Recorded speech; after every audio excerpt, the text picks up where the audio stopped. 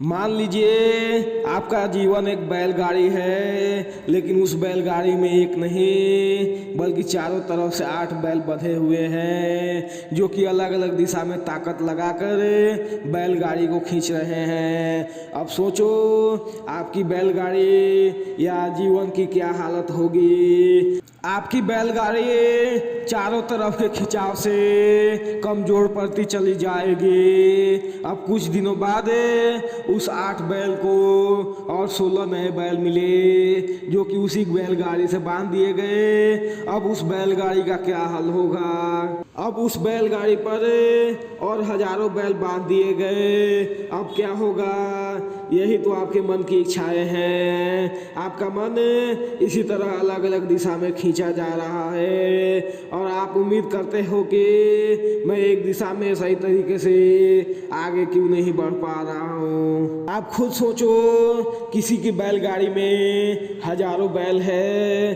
किसी में 2000।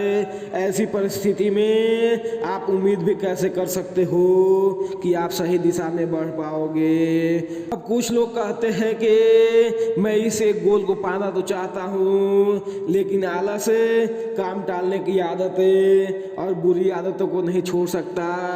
एक साथ 8-10 बैल को बांध कर आपका सपना कैसे पूरा हो सकता है।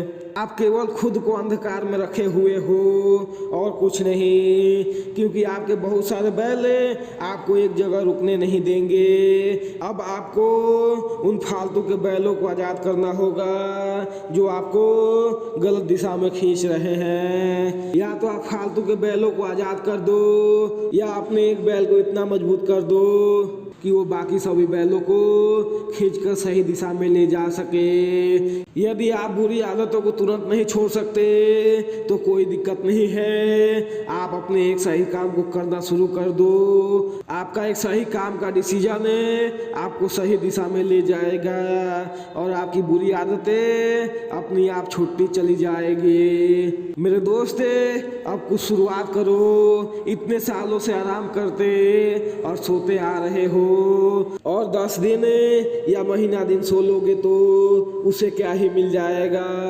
जितना मजा तुम्हें गलत और फालतू काम करने में आता है, उससे कई गुना ज्यादा मजा सही काम करने में भी आएगा। तुम मेहनत तो करके देखो, खुद को गर्व महसूस हो, ऐसा काम करके तो देखो।